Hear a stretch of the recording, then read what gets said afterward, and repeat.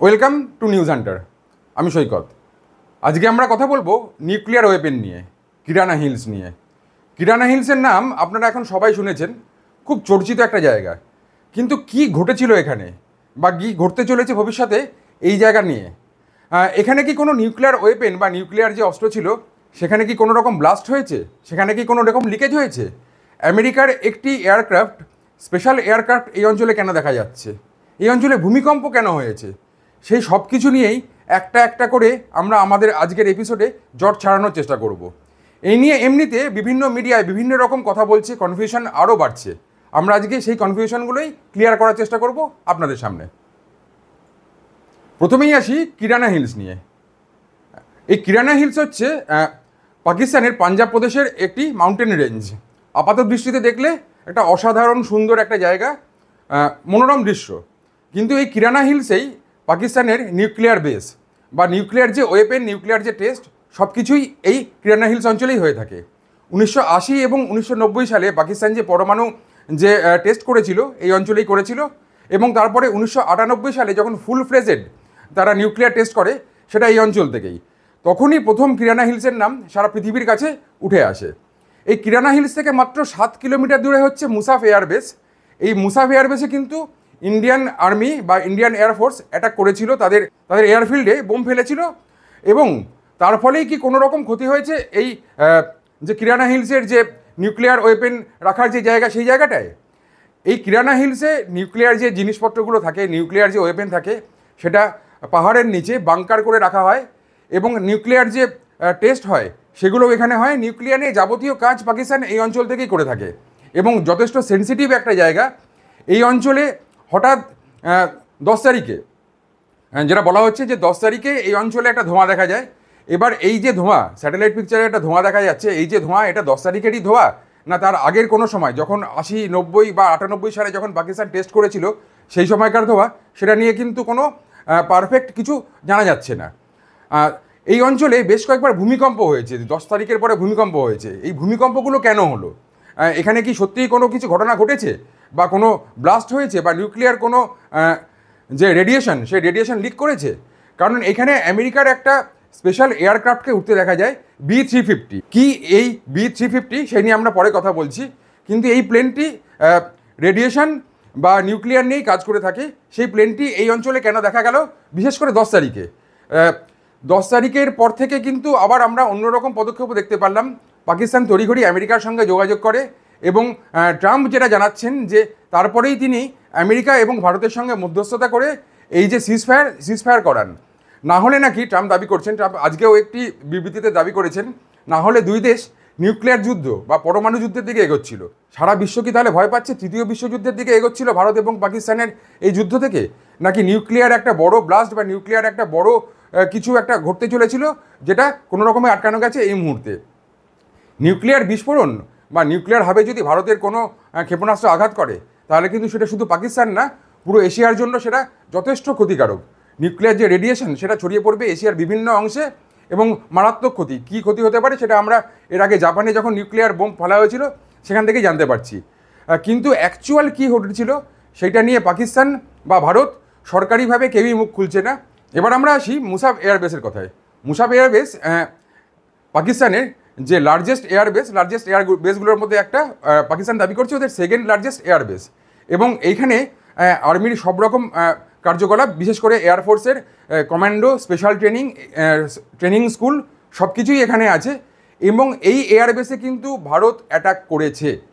ভারত যে press meet করেছে সেখানে তারা স্পেসিফিক ছবি দিয়ে দাবি করেছে যে এই এয়ারবেসে যে এয়ারফিল্ড, যে অ্যারোড্রাম আছে, সেখানে মিসাইল আঘাত করা হয়েছে, এবং তার ফলে যথেষ্ট ক্ষতি হয়েছে এই অঞ্চলের বা এই মুসাফ এয়ারবেসের। এই মুসাফ এয়ারবেস থেকে মাত্র 7 কিলোমিটার দূরে হচ্ছে কিরানা হিলস, যেখানেই আমরা বলছিলাম যেটা নিউক্লিয়ার হাব পাকিস্তানের। এই 7 কিলোমিটার দূরে মিসাইল হানার জন্যই কি ওখানে কোনো রকম ঘটনা ঘটলো? না হলে এই ভূমিকম্পগুলো কেন পরপর হচ্ছে? তাছাড়া এই যে মুসাফ এয়ারবেসের যে অ্যাটাক, সেই অ্যাটাকের পর থেকেই কিন্তু পাকিস্তান নড়ে চড়ে বসে, এবং তড়িঘড়ি তারা সিজফায়ারের কথা ঘোষণা করে বা সিজফায়ারের জন্য আলোচনা শুরু করে। কিন্তু তারপরেই আমরা দেখতে পাই দুটো দেশের মধ্যে সিজফায়ার হচ্ছে, এখানে কিন্তু পাকিস্তান প্রথম থেকেই একটা নিউক্লিয়ার নিয়ে হুমকি দিচ্ছিল। যখন ভারতের সঙ্গে পাকিস্তানের যুদ্ধ পরিস্থিতি তৈরিও হয়নি, তার আগে থেকেই নিউক্লিয়ার নিয়ে হুমকি দিচ্ছিল। ভারতের প্রধানমন্ত্রী দুবার প্রেস মিটে কিন্তু এই নিউক্লিয়ার নিয়ে কথা বলেছেন। প্রথমেই তিনি বলেছিলেন যে নিউক্লিয়ার নিয়ে আমাদের কোনো রকম ব্ল্যাকমেল করার চেষ্টা করবে না, ভারতকে কোনো রকম ব্ল্যাকমেল করার চেষ্টা যেন না করা হয়। এবং তারপরে তিনি জাতির উদ্দেশ্যে একটি ভাষণ দিয়েছেন, সেখানে তিনি বলেছিলেন যে পাকিস্তানের যে নিউক্লিয়ার হুমকি তার হাওয়া আমরা নিকাল দিয়েছি, হাওয়া নিকাল দিয়া হামনে। মুসাফ এয়ারবেস থেকে 7 কিলোমিটার দূরে যে নিউক্লিয়ার হাব পাকিস্তানের, সেখানে কি ভারত সত্যিই কোনো আঘাত হেনেছে, নাকি মুসাফ এয়ারবেসে আঘাত হানার ফলে কোনো ক্ষতি হয়েছে এই এরিয়ার? সেটা কিন্তু একটা বড় জিজ্ঞাসা চিহ্ন, এবং সেই নিয়ে কিন্তু পাকিস্তান বা ভারত কোনো রকম মুখ খুলছে না। এইদিকে আমেরিকা তৎপর হয়েছে দুটো দেশের মধ্যে সিজফায়ার করানোর জন্য। অন্তত ওনারা যেটা দাবি করছে যে দু দেশের মধ্যে সিজফায়ার না করালে খুব শীঘ্রই একটা নিউক্লিয়ার যুদ্ধের দিকে এগোতে পারতো ভারত এবং পাকিস্তান, এবং তার প্রভাব পড়তো সারা বিশ্বে। তৃতীয় বিশ্বযুদ্ধের দিকে হয়তো এগিয়ে যেত এই পৃথিবী।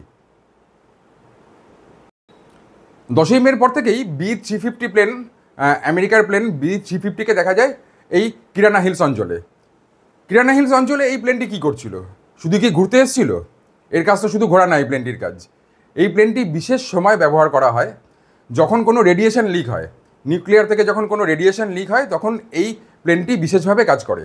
তাহলে 10ই মের পর এই প্লেনটি এই অঞ্চলে কেন ছিল? এবং আরও একটা তথ্য, যে এই প্লেনটি আমেরিকার প্লেন হলেও 2010 সালে কিন্তু পাকিস্তান এই বিমানটিকে কিনে নিয়েছে।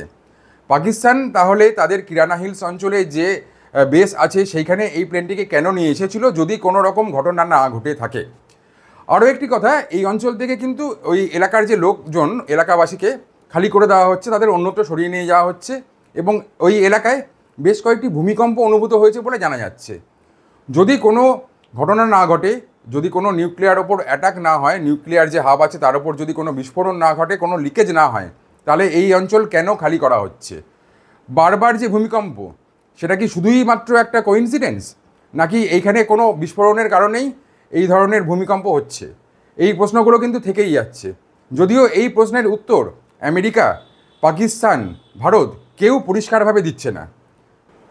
এই কিরানা হিলসের যেটুকু আমরা জানতে পেরেছি বা পাকিস্তান যেটুকু বিশ্বের সামনে নিয়ে এসছে সেটুকুই জানা যাচ্ছে, যে তাদের নিউক্লিয়ার হাব আছে, যেখানে অ্যাটাক হয় সম্বন্ধে কিছু জানাচ্ছে না। কিন্তু এই অঞ্চলে আরও কি কিছু আছে যেটা সারা বিশ্বের থেকে লুকিয়ে রেখেছে পাকিস্তান, যেটা কেউ জানে না, যার জন্যই তারা এত আতঙ্কিত, যার জন্যই তারা এলাকা খালি করছে? এটাই কিন্তু এখন সবথেকে বড় প্রশ্ন। আর এইখানে যদি এই নিউক্লিয়ার হাবে কোনো রকম ক্ষতি হয়, তাহলে কিন্তু সারা বিশ্বের ক্ষতি, এবং তার এফেক্ট পড়বে সারা এশিয়ায়। ঠিক কী ঘটেছে যেটা পাকিস্তান লুকিয়ে রাখছে, পাকিস্তান জনসমক্ষে আনছে না? আর কিরানা হিলসে এই নিউক্লিয়ার হাব ছাড়া আর কি আছে, আর এমন কি থাকতে পারে যার জন্য পাকিস্তান এতটাই আতঙ্কিত?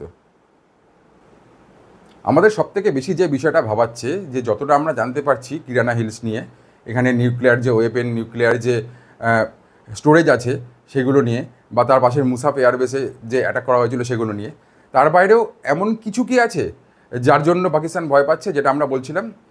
এই প্রশ্ন কি আপনাদের মনেও আসছে? যদি আপনাদের মনে এই প্রশ্ন এসে থাকে আমাদের জানান। আর এই ঘটনার দিকে বা এই ঘটনার সম্বন্ধে আর যা যা জানা যায় সেগুলো আমরা আপনাদের জানানোর চেষ্টা করব। আপনাদের কাছেও কোনো নতুন তথ্য থাকলে আপনারাও জানান। আমাদের এই ধরনের এপিসোড দেখতে আমাদের সঙ্গে থাকুন, দেখতে থাকুন নিউজ হান্টার।